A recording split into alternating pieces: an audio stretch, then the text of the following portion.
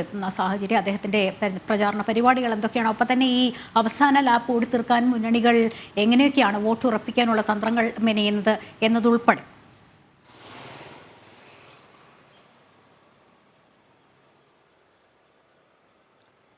ലക്ഷ്മി നമസ്തേ. ലക്ഷ്മി സൂചിപ്പിച്ചതുപോലെ തന്നെ അരയും തലയും മുറക്കി മുന്നണികൾ സജീവമാണ്, ശക്തമാണ്. ഇനിയിപ്പോൾ 3 ദിവസങ്ങൾ എന്നുള്ളത് 3-ാം ദിവസം തെരഞ്ഞെടുപ്പിലേക്ക് നീങ്ങുകയാണ്. സംസ്ഥാനം 20 ലോക്സഭാ മണ്ഡലങ്ങളിലും വലിയ രീതിയിലുള്ള തെരഞ്ഞെടുപ്പ് പ്രചാരണത്തിലാണ് ഓരോ മുന്നണികളും ഉള്ളത്.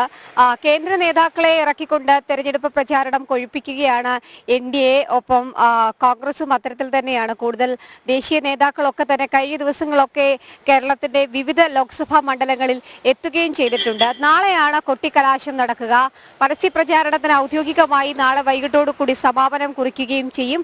മറ്റന്നാൾ നിശബ്ദ പ്രചാരണം. തൊട്ടു പിറ്റേ ദിവസം 26-ാം തീയതി രാവിലെ 7 മണി മുതൽ സംസ്ഥാനത്തെ 20 ലോക്സഭാ മണ്ഡലങ്ങളിലും സജ്ജമാക്കിയിട്ടുള്ള പോളിംഗ് സ്റ്റേഷനുകളിൽ പോളിംഗ് ആരംഭിക്കുകയും ചെയ്യും. ശുഭാപ്തി വിശ്വാസം, പ്രതീക്ഷ, അത് തന്നെയാണ് ഓരോ മുന്നണികളും പങ്കുവെക്കുന്നത്. തിരുവനന്തപുരം ജില്ലയെ സംബന്ധിച്ച് നോക്കുകയാണെങ്കിൽ തിരുവനന്തപുരം ലോക്സഭാ മണ്ഡലത്തിലെ 3 സ്ഥാനാർത്ഥികളും കരുത്തരായ 3 സ്ഥാനാർത്ഥികളാണ്. അവിടെ ഏറ്റവും എടുത്തു പറയേണ്ടത് രാജീവ് ചന്ദ്രശേഖരന്റെ കടന്നുവരവോടുകൂടി ഒരു ശക്തമായ പോരാട്ടം അല്ലെങ്കിൽ ഒരു മത്സര ചൂട് തിരുവനന്തപുരം ലോക്സഭാ മണ്ഡലത്തിൽ ഉണ്ട് എന്നുള്ളതാണ്. സിറ്റിംഗ് MP കൂടിയായിട്ടുള്ള ശശി തരൂര് പല ഘട്ടങ്ങളിലും വലിയ രീതിയിൽ ആവലാതിപ്പെടുന്ന സാഹചര്യം തിരുവനന്തപുരത്ത് നമ്മൾ കാണുന്നുണ്ട്. പന്ന്യൻ രവീന്ദ്രനാണെങ്കിലും ഒരു ചെറിയ ഇടവേളയ്ക്ക് ശേഷം തെരഞ്ഞെടുപ്പിനെ നേരിടുമ്പോൾ ഉണ്ടാകുന്ന അസ്വാരസ്യങ്ങൾ, ഒപ്പം തന്നെ പാർട്ടിയിലെ മുതിർന്ന നേതാക്കൾ പാർട്ടിയുടെ പ്രചാരണത്തിന് ഇറങ്ങാത്തതിലൊക്കെ തന്നെ വലിയ രീതിയിലുള്ള വിമർശനങ്ങൾ CPM-ഉം CPI-യും ഒക്കെ തന്നെ LDF-നുള്ളിൽ തന്നെ ഉണ്ടാകുന്നുണ്ട്. അതേസമയം തന്നെയാണ് ശക്തരായ കേന്ദ്ര നേതാക്കന്മാർ വന്നുകൊണ്ടുള്ള തെരഞ്ഞെടുപ്പ് പ്രചാരണം. ലക്ഷ്മി സൂചിപ്പിച്ചതുപോലെ തന്നെ കേന്ദ്ര ആഭ്യന്തരമന്ത്രി അമിത്ഷാ ഇന്ന് എത്തുകയാണ്. ഇന്ന് വൈകിട്ടോടുകൂടി, രാത്രിയോടുകൂടിയാണ് എന്നുള്ളതാണ് നമ്മൾ ഔദ്യോഗികമായി മനസ്സിലാക്കുന്നത്.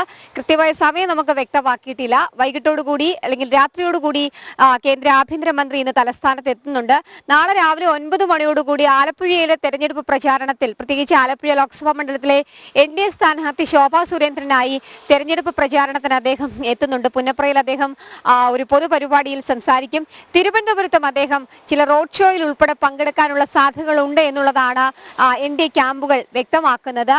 കഴിഞ്ഞ ദിവസങ്ങളൊക്കെ തന്നെ കൂടുതൽ കേന്ദ്രമന്ത്രിമാർ, കൂടുതൽ കേന്ദ്ര നേതാക്കന്മാരൊക്കെ തലസ്ഥാനത്ത് എത്തിയിരുന്നു. 2-ലധികം തവണ പ്രധാനമന്ത്രി നരേന്ദ്രമോദി തെരഞ്ഞെടുപ്പ് പ്രചാരണത്തിനായി കേരളത്തിലേക്ക് വന്നു. അത് തിരുവനന്തപുരം ആറ്റിങ്ങൽ ലോക്സഭാ മണ്ഡലത്തിന്റെ തെരഞ്ഞെടുപ്പ് പ്രചാരണത്തിനും ഒപ്പം തന്നെ പാലക്കാട്, പത്തനംതിട്ട ഉൾപ്പെടെയുള്ള മണ്ഡലങ്ങളിലും തെരഞ്ഞെടുപ്പ് പ്രചാരണത്തിനായി അദ്ദേഹം എത്തുന്ന സാഹചര്യമുണ്ടായി. അണികൾക്കിടയിൽ വലിയ രീതിയിലുള്ള ഒരു ആത്മവിശ്വാസം പ്രധാനമന്ത്രിയുടെ വരവോടുകൂടി ഉണ്ടായിട്ടുണ്ട് എന്നുള്ളതാണ്. പ്രത്യേകിച്ച് മുൻകാലങ്ങളിലൊന്നും ഇല്ലാത്തൊരു അനുകൂല തരംഗം ഇത്തവണ കേരളത്തിൽ NDAയ്ക്കുണ്ട് എന്നുള്ളതാണ് ഏറ്റവും എടുത്തു പറയേണ്ടത്. ആ ഒരു സാഹചര്യത്തിൽ പരമാവധി വോട്ട് ഉറപ്പിക്കുക എന്നുള്ളൊരു ലക്ഷ്യം, കേന്ദ്ര പദ്ധതികൾ, ക്ഷേമ പദ്ധതികളൊക്കെ തന്നെ കേരളത്തിലെ ഓരോ സാധാരണക്കാരിലേക്കും എത്തിക്കുക, അത് എത്തിക്കുന്നത് ആര്, എങ്ങനെ എത്തുന്നു എന്നതടക്കമുള്ള കാര്യങ്ങൾ വിശദീകരിക്കാൻ കേന്ദ്ര നേതാക്കന്മാരെത്തുന്നു. നിർമ്മല സീതാരാമൻ, കേന്ദ്ര ധനമന്ത്രി, നിരവധി തവണ കേരളത്തിലെത്തി തെരഞ്ഞെടുപ്പ് പ്രചാരണത്തിന്റെ ഭാഗമായി. കേന്ദ്ര വിദേശകാര്യമന്ത്രി ജയശങ്കർ ഉൾപ്പെടെയുള്ളവർ തലസ്ഥാനത്ത് തിരുവനന്തപുരത്തും ആറ്റിങ്ങലും ലോക്സഭാ മണ്ഡലങ്ങളിൽ തെരഞ്ഞെടുപ്പ് പ്രചാരണത്തിനെത്തി. കഴിഞ്ഞ ദിവസം തമിഴ്നാട് സംസ്ഥാന അധ്യക്ഷൻ, BJP-യുടെ സംസ്ഥാന അധ്യക്ഷൻ K. അണ്ണാമലയും തിരുവനന്തപുരത്തും കൊല്ലത്തും പാലക്കാടും ഉൾപ്പെടെ തെരഞ്ഞെടുപ്പ് പ്രചാരണത്തിന്റെ ഭാഗമാകുന്ന കാഴ്ചകൾ നമ്മൾ കണ്ടു. ഒപ്പം രാജ്നാഥ് സിംഗ് ഉൾപ്പെടെയുള്ള കേന്ദ്ര പ്രതിരോധ മന്ത്രി തലസ്ഥാനത്ത് ഉൾപ്പെടെ എത്തുന്നു. കൊല്ലം ജില്ലയിൽ അദ്ദേഹം തെരഞ്ഞെടുപ്പ് പ്രചാരണത്തിന്റെ ഭാഗമാകുന്നു. അങ്ങനെ വളരെ വിപുലമായ ഒരു തെരഞ്ഞെടുപ്പ് പ്രചാരണമാണ്. കഴിഞ്ഞ 30-ലധികം ദിവസം നീണ്ടുനിന്ന തെരഞ്ഞെടുപ്പ്, ഏകദേശം 40 ദിവസത്തോളം നീണ്ടുനിന്ന ഒരു തെരഞ്ഞെടുപ്പ് പ്രചാരണമാണ് നാളെ കൊട്ടിക്കലാശത്തോടുകൂടി സംസ്ഥാനത്ത് അവസാനിക്കാൻ പോകുന്നത്. അതിനുശേഷം പൂർണ്ണമായും ഒരു നിശബ്ദ പ്രചാരണത്തിലേക്ക് സംസ്ഥാനം നീങ്ങുകയും ചെയ്യും. ഈ കൊട്ടിക്കലാശത്തിലടക്കം ചില സസ്പെൻസുകളും സർപ്രൈസുകളും ഒക്കെ ഓരോ മുന്നണികളും കൊണ്ടുവച്ചിട്ടുണ്ട്. കാരണം എത്രത്തോളം തങ്ങൾ കരുത്തരാണ്, എത്രത്തോളം വോട്ട് തങ്ങൾ ഉറപ്പിച്ചു എന്നുള്ളത് ഓരോ സാധാരണക്കാരെയും അല്ലെങ്കിൽ ഓരോ വോട്ടർമാരെയും അറിയിക്കുക എന്നുള്ളതാണ് ഇവരുടെ ലക്ഷ്യം. അപ്പോൾ ആ അവസാന നിമിഷവും കൊട്ടിക്കലാശം കഴിഞ്ഞ ശേഷവും നിശബ്ദ പ്രചാരണ സമയത്തും അവസാന വോട്ടും ഉറപ്പിക്കാനുള്ള തെരഞ്ഞെടുപ്പിൽ തന്നെയായിരിക്കും ഓരോ മുന്നണികളും ഉള്ളത്. ഒരുപക്ഷെ മോദി സർക്കാരിന്റെ 3-ാം വരവ്, 3-ാം ഇന്നിംഗ്സിലേക്ക് കടക്കാൻ പോകുന്ന ഒരു നിർണായക തെരഞ്ഞെടുപ്പാണ്. രാജ്യം വിവിധ വിഷയങ്ങൾ ചർച്ച ചെയ്തു. തലസ്ഥാനം ഉൾപ്പെടെ സംസ്ഥാനത്തിന്റെ 20 ലോക്സഭാ മണ്ഡലങ്ങളും ദേശീയ രാഷ്ട്രീയവും സംസ്ഥാന രാഷ്ട്രീയവും ഒക്കെ ചർച്ച ചെയ്തൊരു സാഹചര്യമുണ്ട്. പ്രത്യേകിച്ച് മുഖ്യമന്ത്രിയെ സംബന്ധിച്ചിടത്തോളം മാസപ്പടിയും CMRലും ഒക്കെയായി വലിയ രീതിയിൽ കലുഷിതമായി നിൽക്കുന്ന ഒരു സങ്കീർണമായ സമയം. അത് LDFന് എത്രത്തോളം തിരിച്ചടി ഉണ്ടാക്കുമെന്നുള്ള ചർച്ചകൾ പല ഘട്ടങ്ങളിൽ നമ്മൾ കണ്ടു. മാസപ്പടിക്ക് പിന്നാലെ UDFനെ സംബന്ധിച്ചിടത്തോളം പ്രത്യേകിച്ച് കാരണമില്ലാതെ മണിപ്പൂർ വിഷയം ഉൾപ്പെടെ ഉയർത്തിക്കാട്ടിക്കൊണ്ടുള്ള പ്രചാരണം.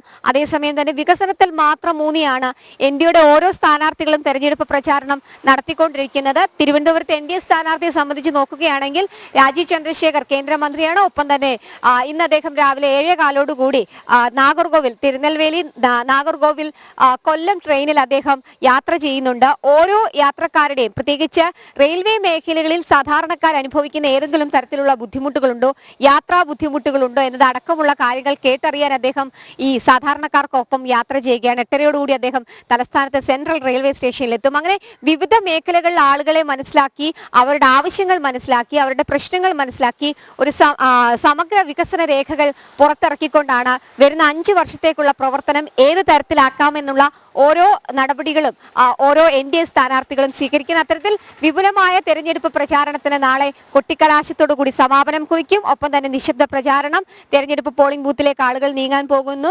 എല്ലാ രീതിയിലുള്ള ഒരുക്കങ്ങളും പൂർത്തീകരിച്ചിട്ടുണ്ട് എന്നുള്ളതാണ് തെരഞ്ഞെടുപ്പ് കമ്മീഷൻ ഉൾപ്പെടെ വ്യക്തമാക്കുന്നത്. പ്രശ്നബാധിത ബൂത്തുകളിൽ CCTV ക്യാമറകൾ, കേന്ദ്രസേന, പോലീസ് അത്തരത്തിൽ സുരക്ഷാ സംവിധാനങ്ങൾ ഏർപ്പെടുത്തിയിട്ടുണ്ട്. അതിനിടയിലാണ് ചില മേഖലകളിലെങ്കിലും വീട്ടിലെ വോട്ടിൽ വലിയ രീതിയിലുള്ള ക്രമക്കേടുകൾ ഉണ്ടായിട്ടുണ്ട് എന്നുള്ള ആരോപണങ്ങൾ ഉണ്ടാകുന്നു. പല ജില്ലയിലെ പല മേഖലകളിലും ഒപ്പം തന്നെ സംസ്ഥാനത്തിന്റെ വിവിധ ലോക്സഭാ മണ്ഡലങ്ങളിൽ BLOമാരെ ഉൾപ്പെടെ അറസ്റ്റ് ചെയ്യുന്ന സാഹചര്യത്തിലേക്ക് കാര്യങ്ങൾ പോകുന്നു. ഇന്നും ആ വോട്ടെടുപ്പ് തുടരുകയാണ്. എന്തായാലും സമഗ്രമായ ഒരു തെരഞ്ഞെടുപ്പ് ചിത്രത്തിലേക്ക് സംസ്ഥാനം എത്തുന്നു. ഒപ്പം തെരഞ്ഞെടുപ്പ് ചൂട് അതിന്റെ അവസാന ഘട്ടത്തിലേക്ക് കടക്കുകയാണ്. ലക്ഷ്മി.